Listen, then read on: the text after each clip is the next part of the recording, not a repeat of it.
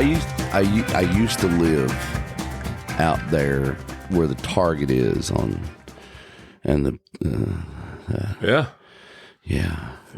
before the bridge, right before the Stones River Bridge in Donaldson, next to the liquor store. Is there a liquor store there now?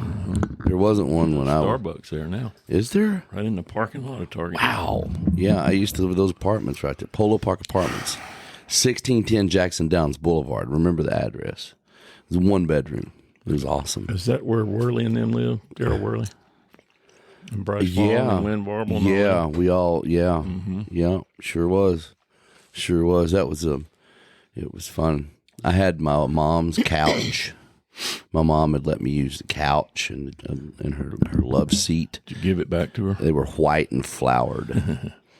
Yeah. Not when you sent them back. No. Definitely yellow and deflowered. Yeah. No. I lived there.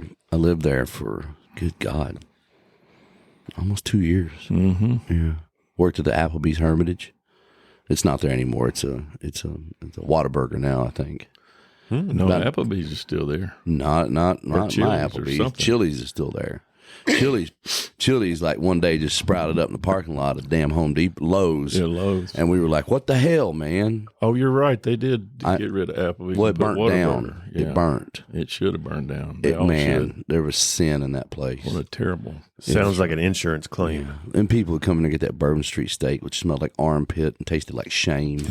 I was like, I had these women, they were sweethearts from Cry Like Realty, and they would come in, and they were of the larger variety of women, but just sweet women.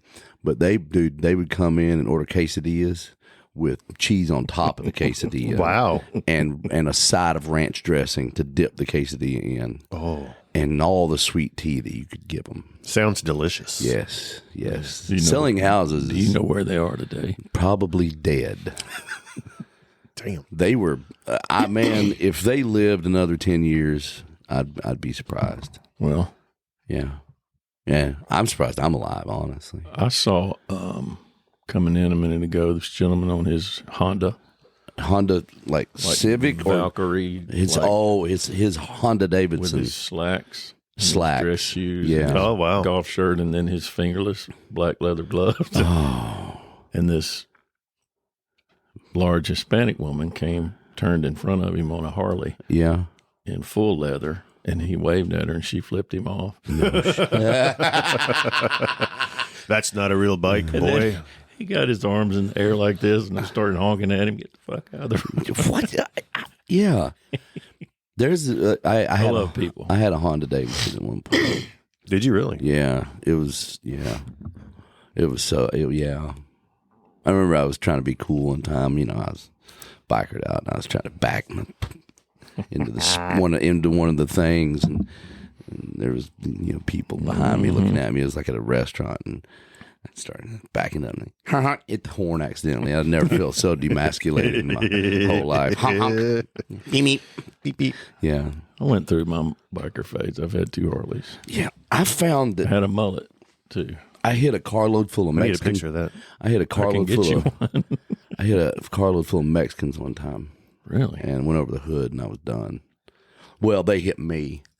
They didn't realize that you couldn't make an abrupt turn on a 4-lane road. They tried to turn left out of the right lane. And that's always exciting. I was there.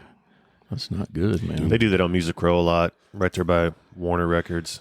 They turn left on the Roy Cuff, but from the right lane. Yeah. And it's like, oh, yeah, you got it. Yeah. That's normal. Yeah, just do that. Yeah, it's safe. I like the idiots that bike down the main road and don't bike in the bike lane. Yeah. I'm sure you have a lot of choice words for those people. I have strong worded words for those people. So, Ken, I don't know if you've ever ridden in the car with David while he's driving. No. But I was yesterday, and I have many times. and I have many times. And I mean to tell you about great drivers. Oh, the times. But David is a very aggressive driver, and he has lots of choice words for everybody who doesn't exactly follow the rules to a T. But I finally said, David, we have to do this. We have to mount a camera in your car and film you while you're driving because it's pure comedy gold. Like if you just want to just have a good laugh at someone else's anger issues, this is it. And I was like, we need a spinoff of the Twangtown podcast. And it's called Daily Detox. Yeah. Anger Town. Daily Detox with Troy L. Brooks. Troy Al. Who's your favorite artist? Troy Al Brooks. Welcome to Twangtown. I am David Tolliver. And I'm Colt Mirsky. Brewski. Octaves. And today we have with us Ken Hart. Isn't this exciting? You're the third best voice to have been on this. I'm getting ready to do the audiobook portion of my book. Are you? You should do that ASMR where people, they don't masturbate to it, but it's like they go to sleep to it. But they can if they want to. Yeah, but they can. Optional. It's like Matthew McConaughey, and he's like, hey, you know, hey, however his voice is. For those of you watching, I'm blushing now. Yeah. I did have audition like for voiceover things before. You would but be I've never good gotten at hired. it. I've never gotten hired. It's because you don't know how to control it like I do. Stormy was on last week, and it was just like, well, why are you sound so good? You know, I'm over here just doing my best. Yeah, you're kind of getting a little nervous. I was a little. You're like, oh no, somebody better than me at something. Yeah, I've been so nervous at this for the last 24 hours about this whole thing. Why? You're just saying that. Well, I mean, one, I had to beg to be here, but two, I wouldn't say it was. I was more pestering. Two, than it's begging. you. It's David Tolliver. So. Yeah, Troy Al David Tolliver. Yeah, David has that star energy. It's just hard being in the same room with him. Where did you? And then, like, you wake up on a Tuesday, right? Yeah. You don't have anything going on. Is this Tuesday? Easing into your day, and then you got this podcast. I didn't fucking ease into this day, and then. You start getting called every 5 minutes to, hey, we're starting at 11. You know why? Let me tell you. You got stuff to do. Let me tell you why I started. Because Jenna had to go to Toronto for Boots and Hearts Music Festival. They're doing, she's doing an advertising thing up there with her company for State of Tennessee Tourism. And, when we get to a certain part of our relationship, they don't drive to the airport anymore. Yeah, so they drop me off. And hey, do you see these shoes? New Balance. Is like the old model 990s. I dig it. 990, yeah. Those are way back. Can you see if she can find me a few more What size do you wear? 11 and a half. 11 and a half, cool. Anyway, I'll finish my story now. I'll finish my story now. ADD is a real thing. Yeah. No, I was up at 2:30 this morning. Her flight was at 6. We left the house at 4:30. 4:15. So what are we doing after this? I'm going to sleep. You are? I've been up for 9 hours now. David's already lived a whole day. I've already done a whole day. My stand goal has been completed for the day. It's ridiculous. Where are you from? Mississippi. Crooked letter, I. Crooked letter, I. Humpback, I, with an M on the first of it. Now, do you like the state you're from? Yes and no. Okay. I've heard it's a fabulous place to not go. It's yeah.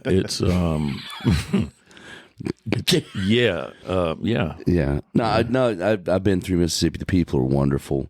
Some of my good friend Randy Hauser's from Meridian, Mississippi. Good friend. No, he's actually from Lake. Whatever. He says Meridian because that's the big city, I guess. Where are you from in Mississippi? It's a town called Water Valley. Water Valley. Do you have water there? There's a lot of water. Is there water in the valley? There's a lot of water in the valley. What did you do there? It's the home of Casey Jones, the famous railroad engineer. The black dude. Yeah. Yeah. Him too, that one. Yeah, too. Not that the one. porn star? Mm-mm. Oh. Wow. Yeah. Oops. What did I do there? Yeah. There's absolutely nothing. Did you grow up doing music there? No. What did you do? We played football. You played football? We played baseball. Yeah. We chopped cotton. We Are you saying we as you or? Yes, I have chopped cotton. There's so many things I could do right now. Yes, I have. Just get. Please don't get us canceled on this one. I don't think we can. Well, I'm not worried about being canceled because nobody knows who I am anyway. So yeah, well, there's same. nothing to cancel. So you grew up working in the fields and playing sports and shit like that. Auto parts stores and which one? We went to church a lot. Yeah, that was a thing. Were you an everyday church guy? Were you that churchy? Like no, the Wednesday, just 3 days a week. Wednesday, every revival. Sunday. Yeah, every revival. Baptist? Southern. Oh, same, bro. Bad. Oh, it's awful. Bad. I felt terrible about myself growing up. Yep, me too. I'm totally reformed now, though. Yeah, they were like, "Why are you even living? You're so terrible." Exactly. I'm like, I'm 8 years old. Yeah, we need to put you in the water now. Yeah. Yeah, there's part of the book that I released in October talks about all that. And it's You're just going to plug your book the whole time? Is that what you're doing? Yeah. Okay. It's called Jesus is Cool, but Christians Creep Me Out. I love that name, by the way. And listen, when I wrote about it in the book, I was like, I'm 7 years old, for crying out loud. Yeah. I can't keep up with all this. It's a lot, man. It's awful. And I love the cherry picking that my preacher used to do. It was like, hey, tithing. Hey, building fund. Hey, tithing. Hey, all of you women in the church should meet with me privately because, you know, hey, penis. Extra tithing. Yeah. Tithing. I mean, it was openly known. There was a preacher around in my hometown that basically slept with everyone. Wow. He should have slept with me twice. No, he didn't. Did you just block it out? Yeah. Yeah. It's repressed. Yeah. You should talk about it. I have talked about it right now. I'm sorry. What? Hey. Totally not prepared for this. But there was one pastor in our town that was a coon hunter. Wait, please, guys, we were trying to not raccoon, get canceled. Raccoon. Come on, stay with me. Raccoon. I'm here. And context. And he would put his pastor's robe over his chest waders, and you could hear his dogs barking in the parking lot because as soon as he was done preaching, he was going to the woods. Really? He got struck by lightning one time. And he swore that every time he walked by the TV, the channels changed. This is 1980, so anything's possible, right? It's like in Curious Case of Benjamin Button. I got struck by lightning 7 times.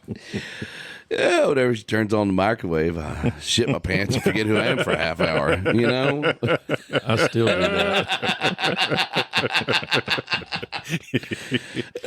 do that. So, dude, we used to where I grew up was basically 3 mountains, and our house was down in the valley in the front of the mountains, and you know, mom and dad owned all of it. There's a couple hundred acres up there. Your parents own 3 mountains? Yeah. Whoa! This is East Kentucky, though. That's like $75. Were they called the Tolliver Mountains? One of them was Tolliver Mountain. No. But how is it that your eyeballs are like perfect, like normal distance apart? They weren't cousins. David is a thoroughbred. I am a thoroughbred. But I mean, this guy's got some stamina. They would lease part of it to the Fish and Game Club. Like they built their little clubhouse up there, and we had a shooting range, skeet range, rifle range. We had, you know, ponds we fished in, but they would do the coon on a log. What?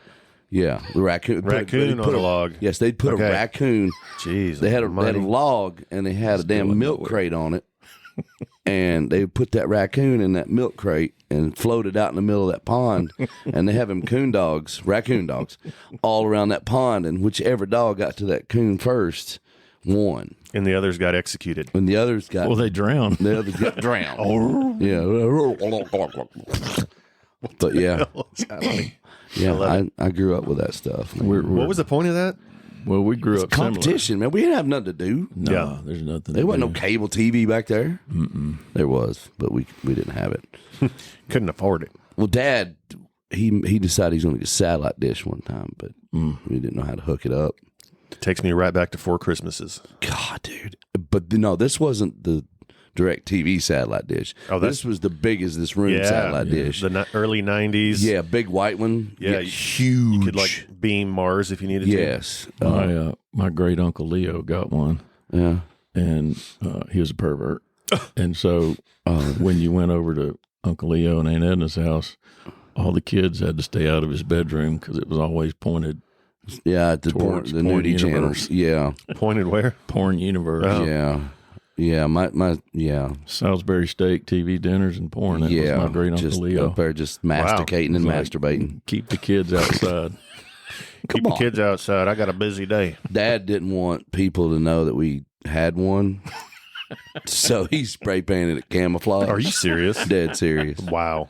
Yeah, it was a big white satellite dish. I mean, it was good. Did it 8 really feet across? Did it really blend in? Like it did. Yeah, he did a good job. He did a good job. Wow. He was an ingenuity man. Was it because like he didn't want to know everybody how much money you guys had because those were expensive, right. Or there it is. He didn't want somebody to steal it? No, wasn't nobody stealing shit back then from that. Dad terrified people. And we had German Shepherds that ran around the property the whole time. Mm-hmm. And Dad was legendary for being just a complete dick and mean. So he just didn't want everybody to know how affluent y'all were. Exactly. Yeah. He did. He's like, what's his name? Jack Tolliver. Oh my God. Was his name. Like a movie star name. Yeah. He was not a movie star. Jackie Tolliver. Jackie Tolliver. Yeah. Good man. Good man. Wow. God rest his soul. Miss you, Dad. What happened to that satellite dish? We Target tore down. Target practice. Yeah, he never hooked it up. What? He never hooked it up. Just bought it? Yeah, just bought it from somebody. Painted camo and never plugged it in. Bro, he would go to the flea markets and get like hydraulic hoses that were expensive for his heavy equipment. And I mean, when he passed away, he had a shop full of shit. Just spare parts, dude. Just in for case. Days. He had a school bus at one point. Yeah. Yeah, just because I might need this school bus one day. But he was a hoarder. I love it. Yeah. So and he left it all to you. No, he didn't. Stepmom got it, and God bless her, she deserves it. She was with that man for 30 years. Right. So sports. When did you start playing music? I didn't start really until I was 18. Well, I took piano lessons as a 9, 10, 11, 12-year-old, and I hated it because I wanted to play like Jerry Lee Lewis, and Miss Stacy, my 90-year-old piano teacher in her antebellum home, wanted me to play like Mozart. Yeah. And you had to walk up to her piano a certain way. And she wouldn't have any of that devil's music. No, and you couldn't chew gum and, all that. So the last recital I did, I think I was about 11, and it was at the big Yellowbusha County Country Club. The what? Yeah, Yellowbusha County Country Club. Yellowbusha. Busha.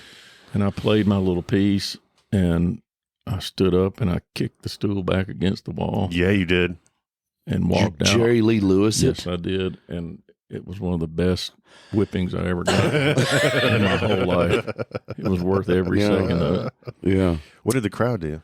Did they get into it, or were they mortified? They were mortified. What were those yellow bushes doing out there? They were perplexed mostly. One, by my playing confounded Mozart, but when I kicked the bench, everybody just died. I mean, they were mortified. You were 11? Yeah. God. Yeah. I love that. I bet you got beat. I got beat really good that day. It was awesome. Did they let you finish the song, or did they rip you off? No, I was already finished. I mean, I was like done with piano forever.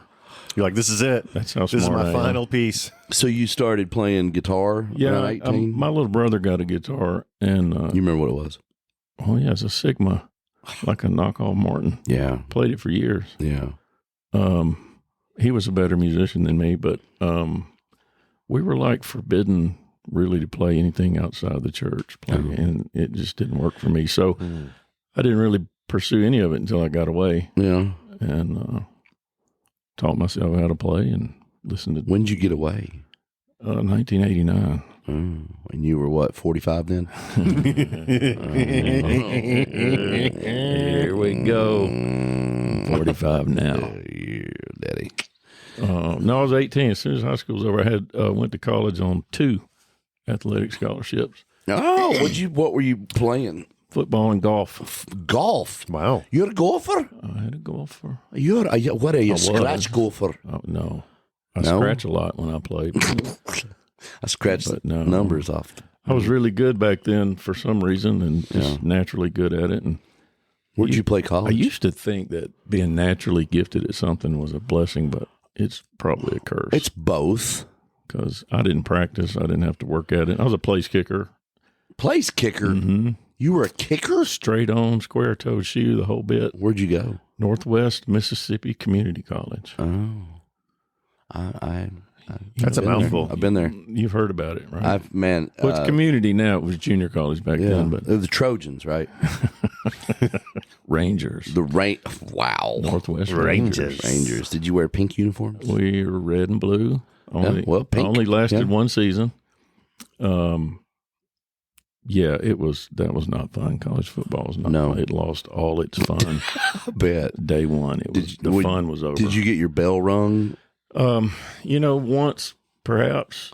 So those junior colleges, right? You have to have so many district scholarships, and I was fortunate enough to get one of those. But you go and you do these 3-a-days for 2 weeks, and then these buses pull up, and you go, well, who are they? And you go, well, that's your starting offense, and that's your starting defense. They're bussing all these players that can't go to Texas and Florida, and Georgia and Alabama, but they're still really good at football. They're massive, and incredibly good. So and just dumb as rocks. There was this. He played linebacker. His name was Ed. Played football.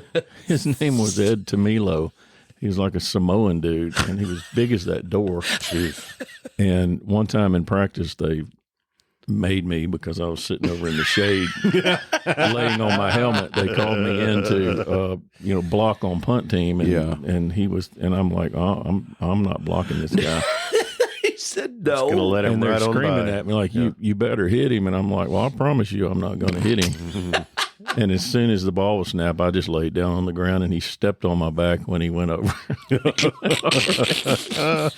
That was pretty much the end of college football. Yeah, it sounds like you lost your zing for it. Yeah, but college golf was amazing because you didn't have to work out, and you could smoke cigarettes and drink beer and smoke weed. Yeah.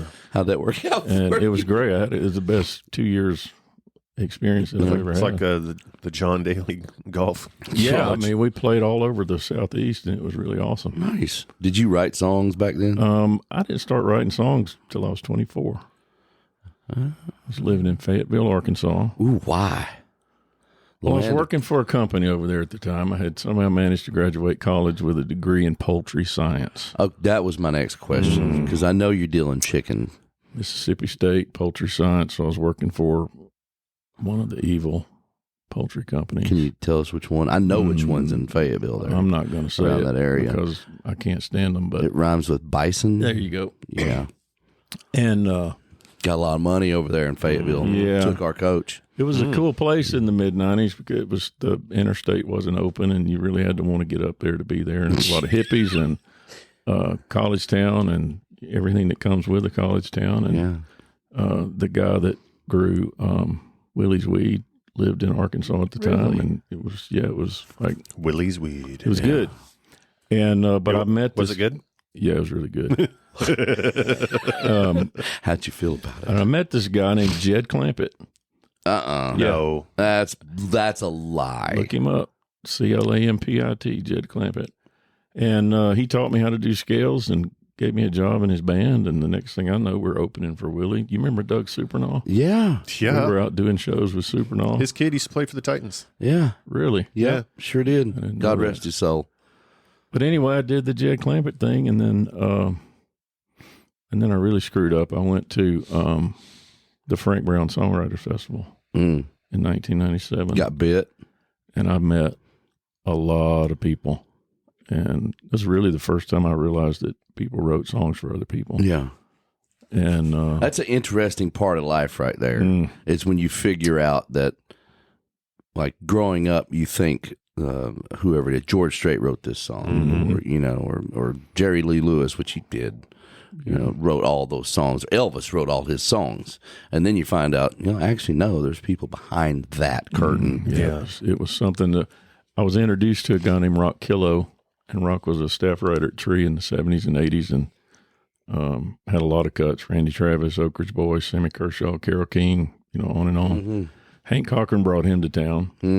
And I was introduced to him as an aspiring songwriter. And he looked at me and said, well, that's just what the world needs is another aspiring songwriter. And he said, you see that limousine out there, go get in it.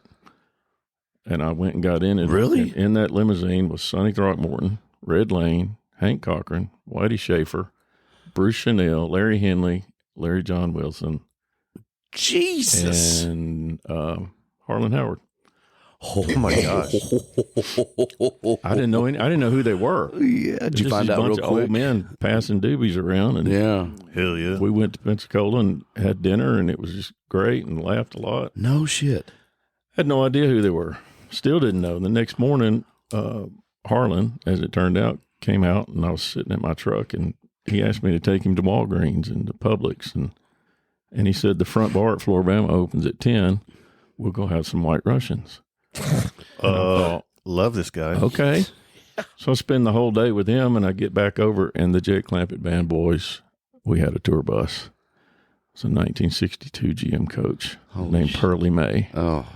So I get back to Pearlie May, and Harlan gets out and goes in the beach house, and everybody on the bus is staring at me through the front windshield, and they're like, "What were you doing with him?" I'm like, "It's Harlan.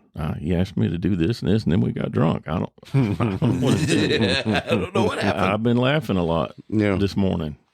And they said, "You really don't know who that is, do you?" And I said, "No." And they started telling me the songs he's written. And that, ladies and gentlemen, has been my entire career. It's unreal. In this business. Harlan Howard, one of the greatest songwriters in the history of this town. I really never wish saw I him could again. have met that guy. Never saw him again. Never saw him again? Wow. Never saw him again. I saw his son a lot.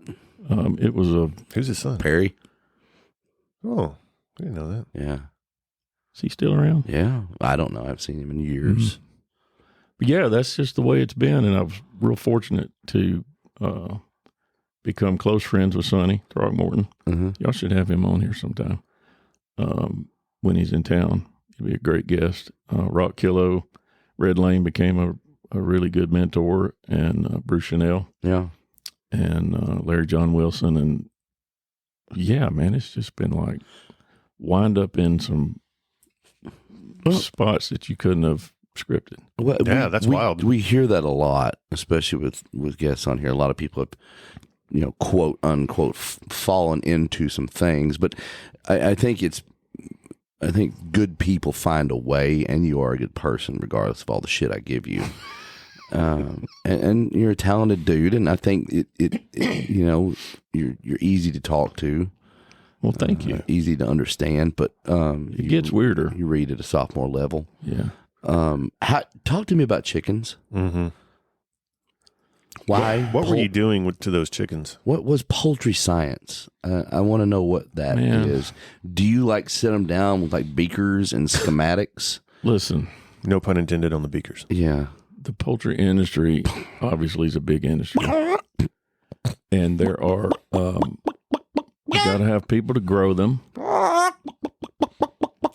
You just got to ignore it. You got to have people to entertain them. Grow them? You got to have people to grow them. You got to have people to process them, and you got to have people to sell them. Yeah. And I went the sales route.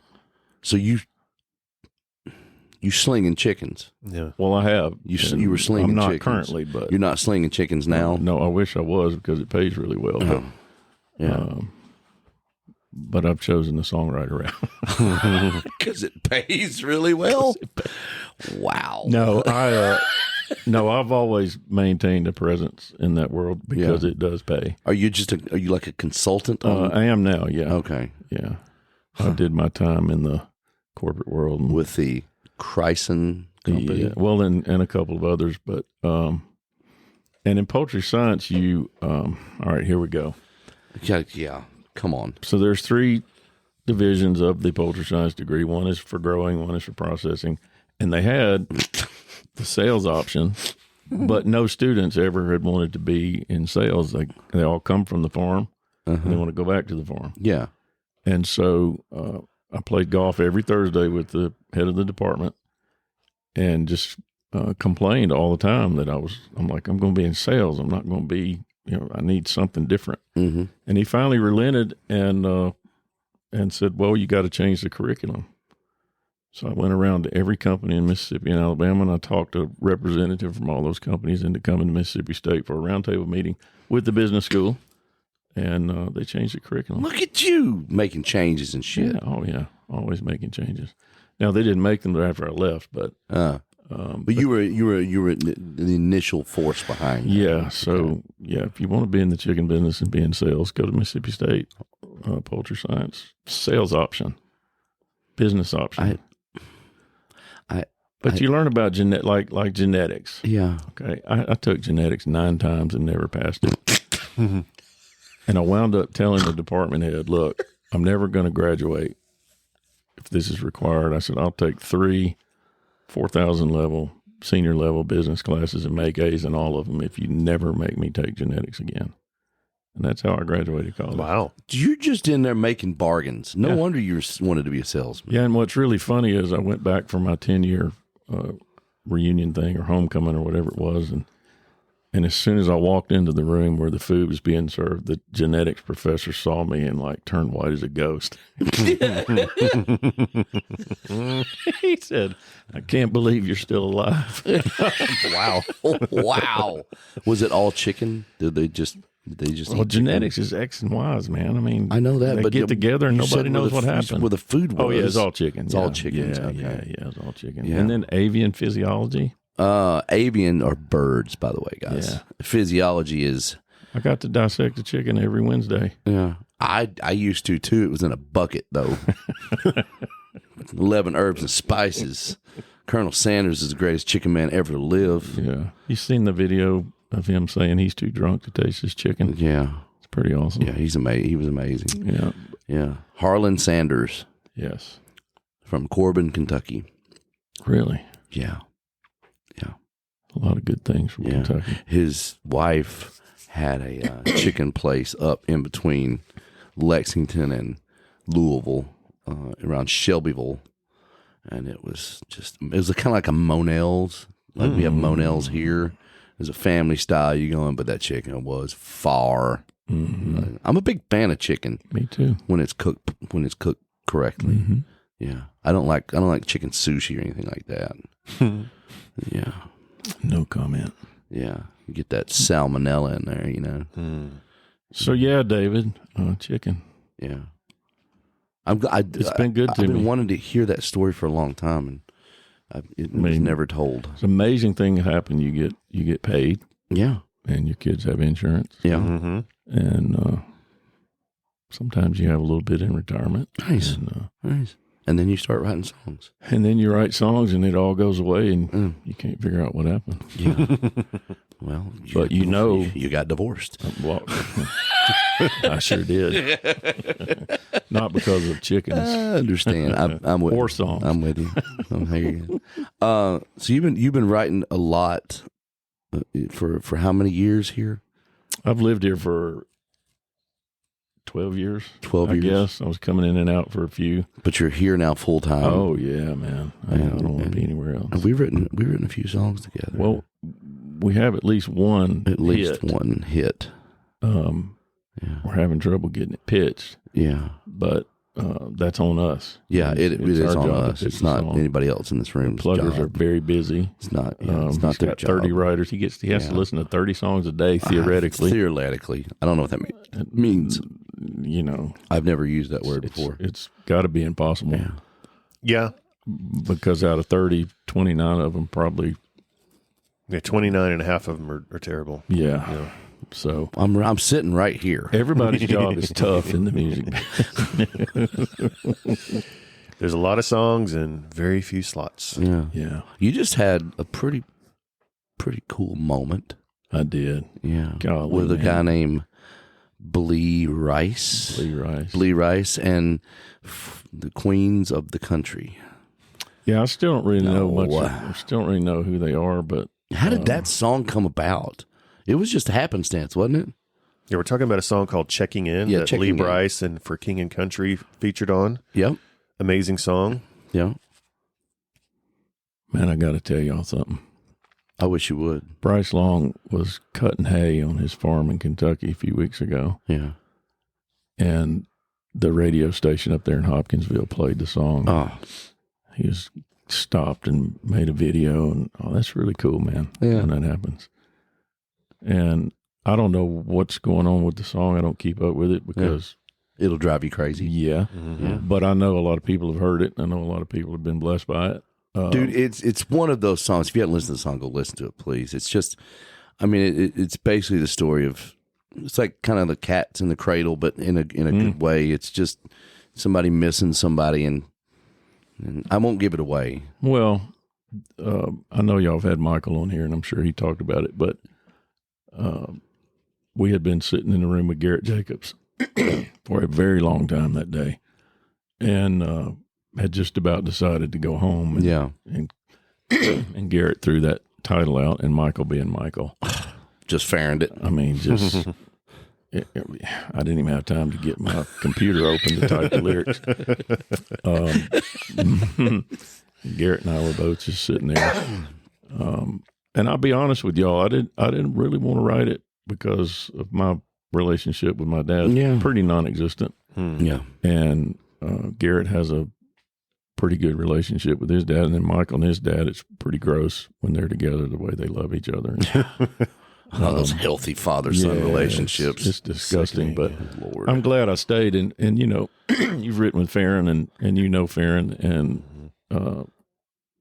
And by the way, thank you for introducing me to him in 2021. Yeah, man. It's all Colts. Yeah, same.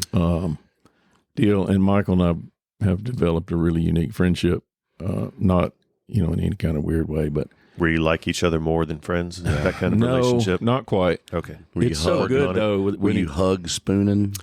Well, it's so good that when he calls me now and says, hey, would you like to go to Texarkana to visit my dad? I say, well, how big is what we're bringing back? Oh, It's yeah. that kind of friendship. Oh, that's right. You guys went and got the silo, didn't you? Yeah, we've been to get a grain bin. And, you know, so you always have to verify now.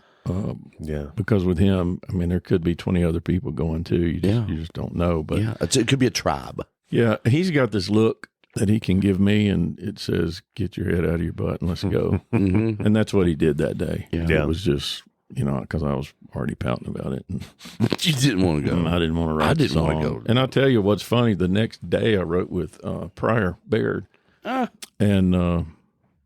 and we wrote a similar song, but about granddads. And I just went home after that, going, what? What's happening this week? Is this therapy week? Yeah. Is this therapy week? Doing work? I'm glad I stayed, and whatever happens from here on out with that song, it's just a big blessing. And for a lot of reasons. I mean, I'm an independent writer. I'm not signed anywhere. Yeah. And to wind up with a cut that makes it out. It's very rare, sir. On major artists, it's a big deal. Yeah, I know Lee was a fan of it. He's talked to me about it, and I don't know the King and Country Boys, but obviously they loved enough to record it.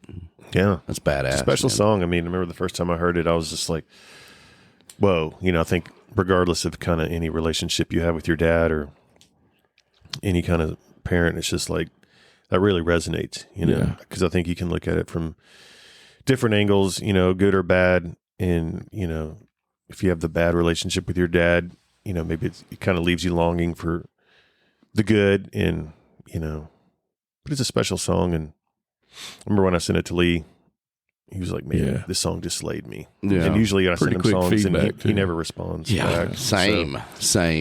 So that's how you know it's, I mean, because Lee's song meter is just, it's one of the best. I mean, obviously any outside song he's ever cut is just, which means a song he didn't write, is just always, I mean, it's like song of the year kind of thing, you know, from like I Drive Your Truck to Checking In to Hard to Love, you know, all those kind of songs are great. So, well, we would love for Lee Brice to take it further on the radio. Yeah. Perhaps without. I bet you would. For King. You know. Wow, that's right. And I know he's not a writer on it, but there may be some publishing. Just throwing it out there. Making deals on Twangtown here. I mean, I'm the salesman over here. It is what it is, but I want to go back and tell you, after meeting all those guys, the next Nashville songwriter types I met them all at the same time, was Brian Kennedy, Troy Jones, and Win Barwell. And those three guys became and are really close friends, obviously minus Troy because he got killed in 2020. But yeah. And then that led to, do y'all know who Keith Sykes is? It's a Memphis guy. No, I don't know Keith. No. He, I used to go see him play when I was in college, and he would play. I thought he was just playing Buffett covers, but come to find out, he wrote Volcano and he wrote Coast to Marseille. Really? Oh, wow. And he toured with Jimmy and had several other cuts. But he wrote this song in 79 or 80 called I'm Not Strange, I'm Just Like You. And it landed him on Saturday Night Live, and then he went to New York and he had this, became friends with Jerry Jeff. And so I started playing in his band, playing guitar in his band in 2002 or 3.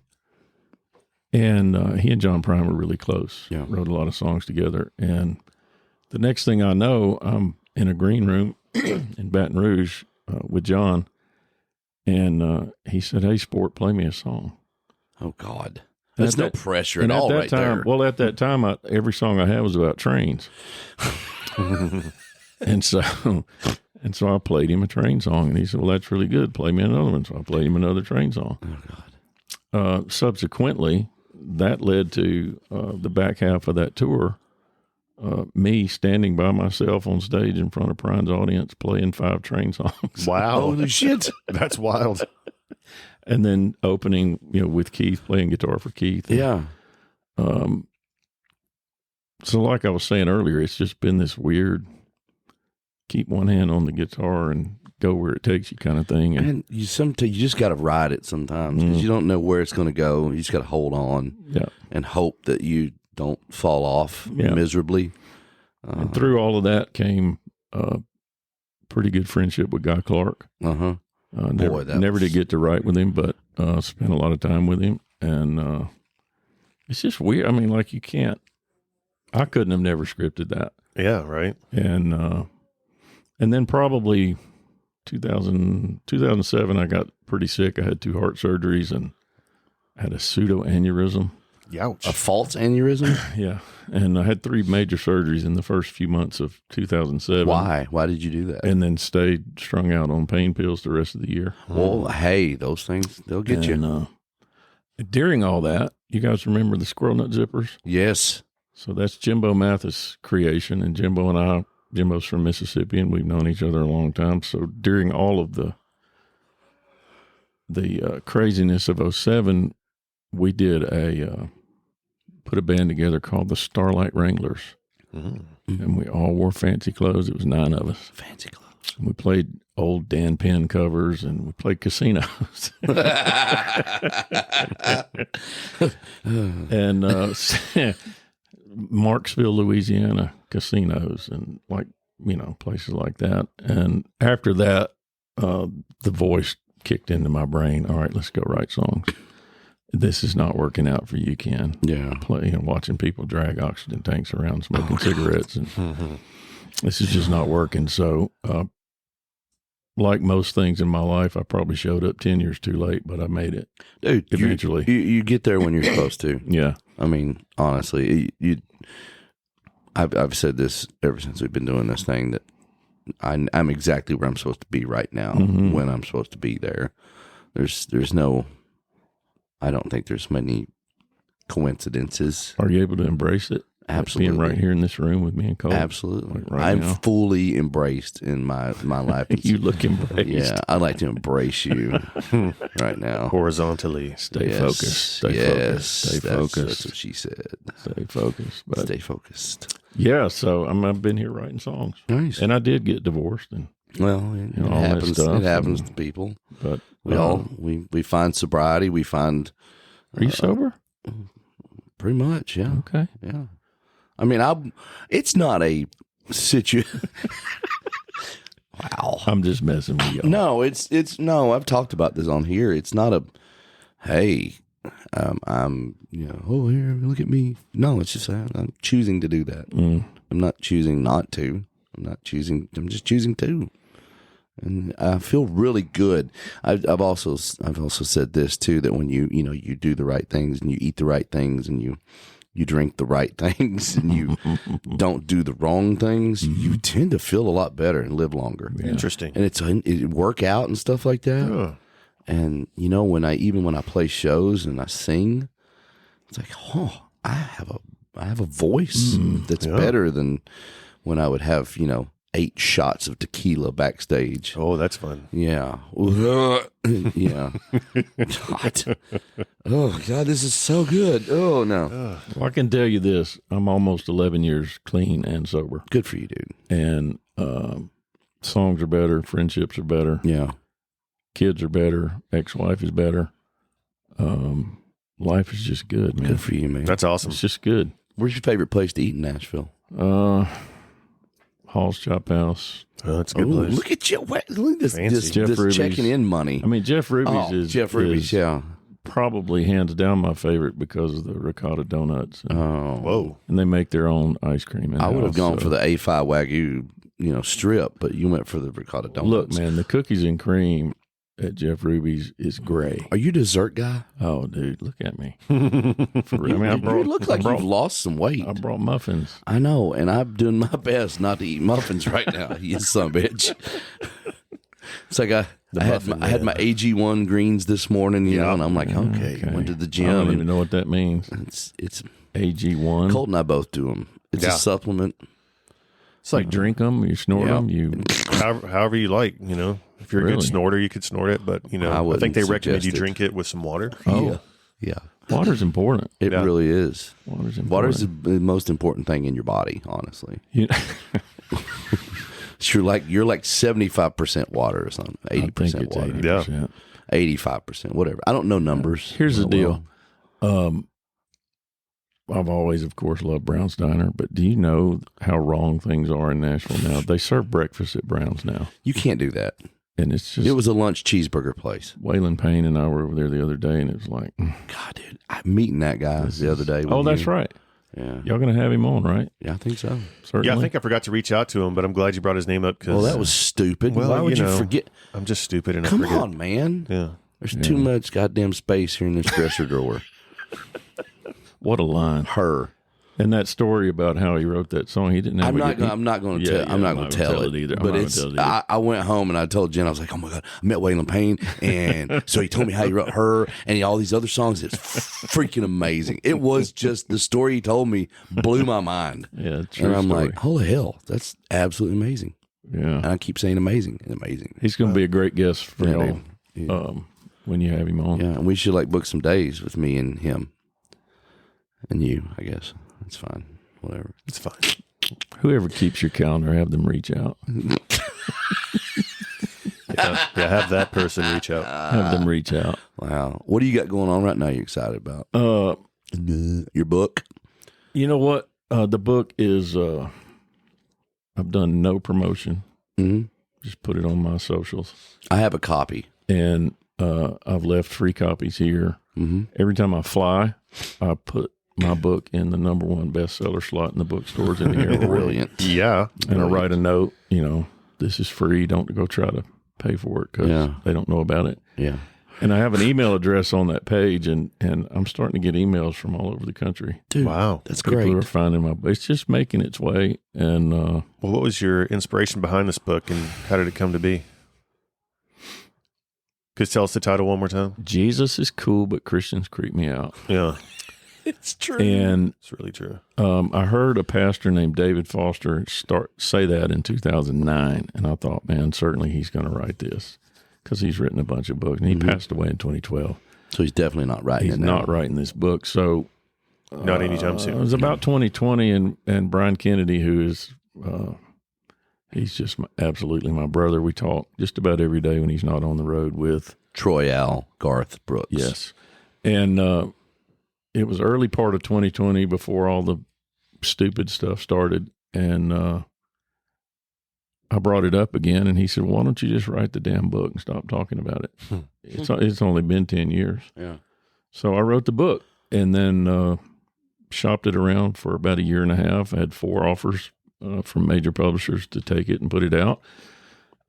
Book deals are worse than songwriting deals. Oh, for sure. Oh, what a relief. So, world. I just woke up one day last year in October and said, I think I'm going to put the book out now. And went on Amazon and did the little cover creator. Mm-hmm. Oh, nice. I did all that stuff. And, Nice. and had a great editor in New York and a good copy editor here in Nashville. And consequently, I've written 3 other books. since then. Wow. Since 2020. And probably going to put the second one out later this year. I don't know how. Writing songs is one thing. I know I can do that. I know how to do that. Yeah. For the most part. Writing books, I'm like, that's a whole nother. It's a animal. lot of pages. A lot of words. A lot of words that I probably don't have. No, you got them. Yeah. But you do have to, I have to isolate from everything and I everybody. can't focus that long. Just to sit down. And Annie Mosher is a writer here in town. Y'all may have heard her, or maybe not, but she's a close friend. And her dad was a pretty well-known fiction author, Howard Frank Mosher. And so I paid attention to a lot of his styles and phrasings. And he said he tried to get 1,000 words a day. Wow. I don't even know how many that is. And it's you know what I mean? Like on a page? How many words are on a page? Well, I don't know. My whole book's 15? less than 40,000. A typical novel is 70 to 75,000 I got anxiety words. thinking about writing 40,000 words down right now.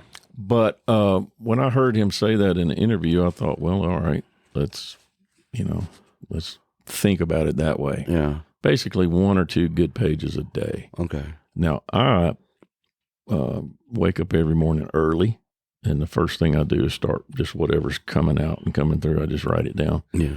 And so I write pretty fast, and then go back later on after I've had coffee and fix and rearrange and put things where I think they need to be. But the second book is, I don't know which one's going to be second, but one's a fiction novel called Captain that I had started years ago about a prison guard at the Mississippi State Penitentiary.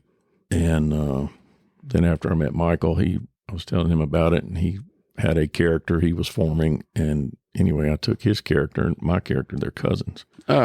And they grow up on different sides of the Mississippi River, and then they wind up meeting in prison. One's a guard and one's coming in as an inmate. That's great. That's a great little line there. So that's going to be fun whenever I get that out. And the other book is a collection of short stories called Little White Boy's Eyes. Think about that so for a minute. Pedophilish. So weird. It is weird, but it's good. Little white boy's thighs. Why would you even do that? Oh, I thought he said eyes. That is creepy. I Ken. did say eyes, Colt. Trust me, I said eyes. It's like you're thinking about chicken thighs, or yeah. Catholic? Are you Catholic now? No, I'm working on it. I'm very irreverent now. Irreverent. Yeah. And then the fourth book is called This Window, and it's like really nothing but mental ramblings. Some of it's funny. Some of it's Are you sad, working on all these books at the same time, or are these done? Or God, no, the fiction novel. I probably lack 2 chapters. that's like 4 million pages. But there's a lot to juggle around. The Windows thing I started in 2012. I called it a clog, not a blog, because I just clogged up people's emails with it. 5 yards. I hate the way the music business shuts down in the winter because I love to write. So I'm like, why is everybody going home? Did nobody have ideas in December? Not January, after November. Everybody's burnt out, Ken. Well, losers. Not after the CMAs. Everybody's whatever it is. What used to be in November? CMAs. Yeah. Well, I still don't like it because I like to write. No. That's what I do. ACM. No, ACM's in May. CMAs. Yes. Yeah, everybody's hungover for 2 months. Yeah. Which is unfortunate. Yeah. But anyway, I had to do something creative that year, and so I just started doing it. Nice. And it's absolutely about nothing. And I did them for 3 months, and then when everybody came back to work, I stopped doing them. Well, I started getting emails saying, "When's the next window?" Mm-hmm. We really like that, and I got enough of those that I just started doing it. So now I have 14 years of windows under my belt, and I've compiled. That's a great name. I've compiled. I got you, bro. Them down into a book. I got autocorrect in my head. Thank you. Yeah. It's AI. It's AI generated. AI. Hey, I listened to the Brandon Kenny episode, and your comments about all of that AI Randy Travis stuff. Yeah. And I want y'all to know something. I Go bought ahead. my house from Steve Seckler. Yeah. Steve's been John Connolly's guitar player for 40 years. Okay. And when I was moving in, there's 2 little barns on the place, and Steve goes, now that barn back there, that used to be on Randy Travis's place. And I said, you mean I've got Randy Travis's shed? He said, yeah, that's Randy Travis's shed. I want Randy Travis's Trans Am. I didn't open the doors for 6 months. Oh, God. Wow. And when I did, there was nothing in there but an old weed eater, thank goodness. Randy, I've seen him a few times in the past few years. He's such a sweetheart. Yes. So tragic. I hate that everything that's happened to him. Yeah. But I tell you what, my man went out hard for a while. Yes, he did. I mean, you end up naked in a church parking lot when you Trans Am. Just throwing hands. Naked. In a church parking lot. Go, bro. Let's go. Jim Ed's got some really good Randy Travis stories that Jim Ed's got can't be told on the podcast. Yeah. You know who loves Jim Ed? Lance Miller. I'll tell you what now. Jim Ed. Yeah, these young people are so creative. We had Lance was out on that McGraw tour with us, both tours. God bless it. I love that dude. Me too. And he was just so many stories. He's so many stories. He saw one of our band members hide weed over next to him. Something. He goes, wow. Like, these young people are just so creative. Like, what? Do y'all think he listens to this at all? No, I'm sure Lance doesn't. Hey, Gene. He's probably never even listened to a podcast. I wish he would and hear this, because his wife, Melissa, used to invite me over. They made the best pork burgers. Yeah. Pork burgers? Yeah. It was back when I was drinking, so I think they were good. But I enjoyed their company, and Lance has been promising to have me over for 7 or 8 years now. Wow, we'll get you right over there. And he hasn't. Yeah. Bless it. I love that dude. Explain the pork burger. Hey, man, it's just a round pork burger. It's a round pork burger. And Lance would grill them up, and they were putting mustard all over them, man. They were so good. Yeah, we just do. I mean, I've had a duck burger, but I don't think I've ever had a pork burger. Duck burger. Duck and ribeye. Duck burger. They need to bring the duck burger back. Yeah. Really? Yeah, Duck burger? Yeah, so over in Green Hills by the movie theater, there was this place called Table 13. Green Hills. Wasn't that what it was called? Yes, Table 13. And they had this pork burger. Or no, I'm sorry, duck burger. And it was like, what was the ratio? It was like 70% duck and 25% ribeye. And dude, I'm telling you, it was fire. Oh, I mean, amazing. Probably one of the best shut burgers. Down, though. Really? Yeah. Oh, and they give you the little, what do you call them? Little pommes frites. Pommes frites. Which means skinny French fry in French. Yeah. And we would go to the movie, like me, David, Kyle, and whoever would join us, and before the movie, we would go get the duck burger at Table 13. And oh my God, they're so good. Duck burger and some Jack Daniels. You and a lot of David and Kyle, duck burgers in a movie. Yeah. We told the story. Okay. The other day of Kyle. Just one time we went to watch The Avengers, and we had gone and eaten duck burgers, and we had a few Jack Daniels. I mean, this is one of the loudest movies, and just intense action the whole time. And it's like a pivotal scene in the movie where they're hell's breaking loose, and we're sitting there watching them. We look over at Kyle, and we hear he's just sawing logs in the middle of this enormous action movie. Yeah. So, how are you guys doing with all the Kyle thing?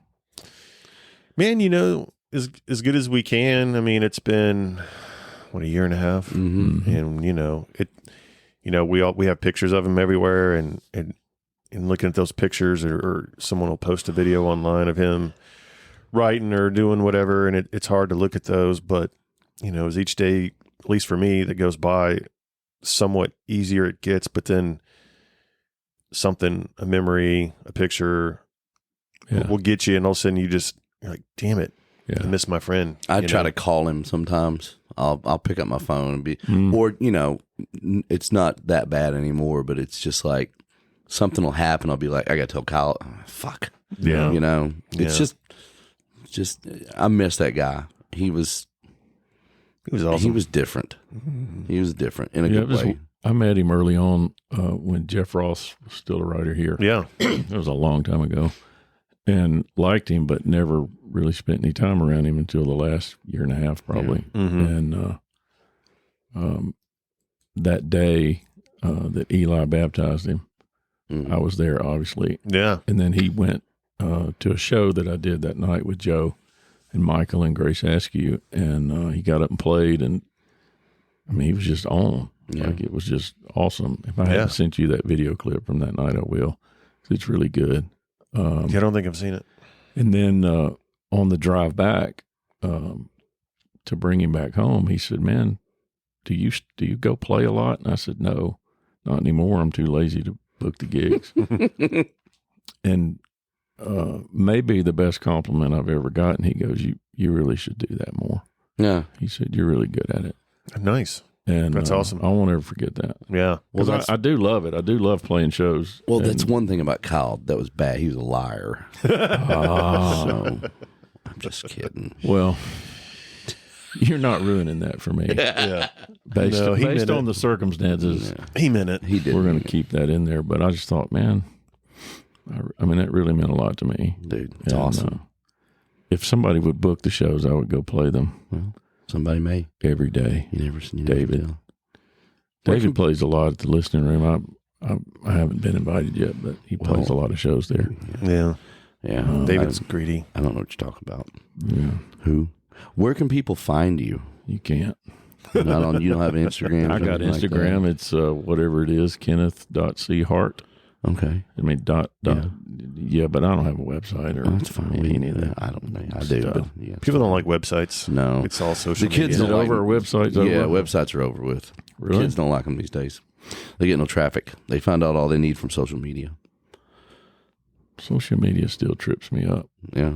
Like, I still go to leebrice.com, Randy Hauser, when I want to see where they're playing, because if I'm ever around, I want to go to a show. Yeah, I hear you. But, like, I can't just, I'm not going to sit in the crowd. I have to be. Like backstage. Yeah, for sure. Special tickets. So bougie. Yeah. What was that word? General population? No, that Gil Buda called that when people, I can't remember what I don't remember what it's called. There's a name for us. The name for us now that have Gen Pop, or it's it's like when you haven't paid for a ticket in so long. What did he say? Special. It's weird. I'll have to go back and we need to listen to that again. Once you go to jail, general population at a concert takes on a different meaning, and when they lock that door behind you, it's different. The orange jumpsuit and going to breakfast is just not a square biscuit. It's just not. Anyway, when somebody asks you if they can have your biscuit, it takes on a whole new meaning.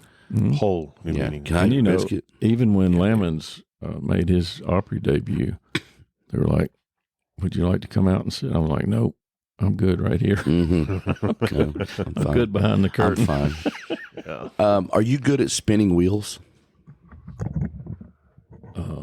Are you good at spinning a wheel of shame in a world? One man fingers the wheel of shame. Live on a wheel of shame. I live on a wheel of shame. Think of like Jean-Claude Van Damme is doing a split. Yeah. Let's sport that. Yeah, shit. go ahead and spin that wheel, son. I've seen the tortilla slap. Yeah. I've seen the. We won't make you do the drinking stuff. Stinking bottle thing. Yeah. Oh, you're going to have to do that anyway. I was kind of looking forward to that. You're quite going frankly. to do it. Oh, it's going to happen. Oh, your name is Frank. Bobby Tomberlin's reaction has probably been my favorite so far. Well, I was out with Jeannie Seeley, and you know. All right, we spinning? Spin it, baby. Spin it. I remember that from taking acid. What'd you land on? Truth or drink? So it'll be truth or shot of hot sauce. But you're just going to tell the truth. Yeah, we're just going to ask you a question. Can I put my gum back in my mouth now?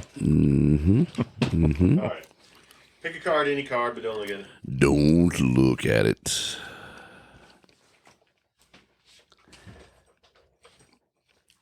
This is going to be good. Okay. Ken Hart, what's the biggest lie you've ever come up with to cancel plans? Oh.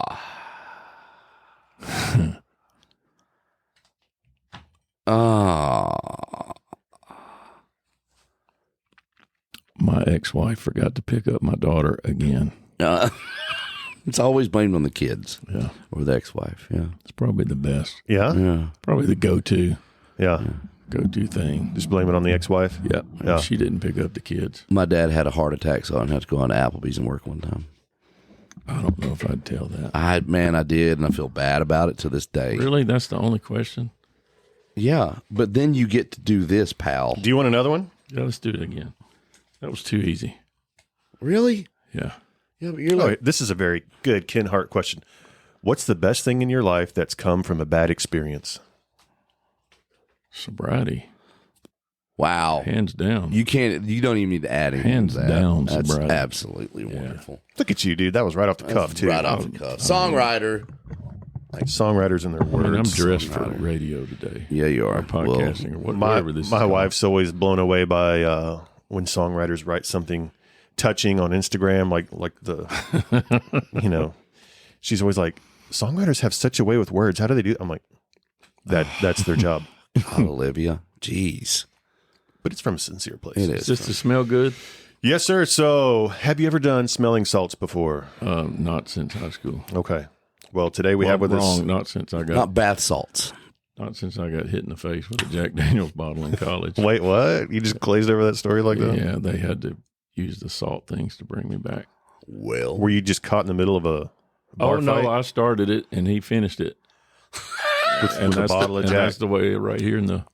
Oh, that's the way that fight ended. Yeah, and that's it. Yeah. Well, today we have with us a bottle of Atomic Rhino smelling salts. Rhino. And so what I'm going to do is I'm going to take the lid off, and you're going to hold the bottle about right here, chin height, and just give it a good old. That's all you got to do. I can't wait. Oh, yeah. I cannot wait. Give her a proper sniff. Here. Get up in there. Nah, get up there. Oh, yeah. Oh, yeah, baby. Yeah. You sound like you just took a big hit. Yeah. We're ready to roll. It's awesome. Dude, thank you for being on here today. Thank you for coming and hanging out with us. Thank y'all. It went by too fast. Did we really talk about anything? Yeah, you got a lot more than you think. I did? Yeah. We covered a lot of ground. Man, Sure I like that stuff. Where'd you get that? Amazon, baby. Atomic Rhino. Y'all check out Ken's book. Jesus is cool, but I think only Christians on are Amazon. Weird. Only on Amazon. It's really good. I've read one page. I read the foreword. Tony Wood, man. Jesus is cool, but Christians creep me out. Yeah, Yes. Tony Wood knocked that forward out. Yeah. Oh, nice. I mean, he really did. Yeah. I need to read that book. Yeah, you do. Maybe we can read Well, it. I have a bunch of them in the trunk. No, it's fine. If I can buy Jay-Z of the book world over here. I leave them everywhere. Colt, tell them where they can find us. Yes, we are available on all streaming platforms. You can follow us on Facebook, Instagram, Twitter. Follow, share, subscribe, rate. Yeah. Go follow Ken Hart on Instagram. Send us money. Buy his book. Today's episode brought to you by Bad Cat Kitty Litter. It clumps up, but it won't unclump. Clumpy litter. That's what you want. You don't want that stuff that they can just scrape around. You want the clumpy litter to get all the clumps. Bad Cat Kitty Litter. Thank you, David. Thanks for that beautiful. I'm verklempt. Yeah. Thank you, guys. Y'all be good. Okay, everybody. Bye, We'll see everybody. ya.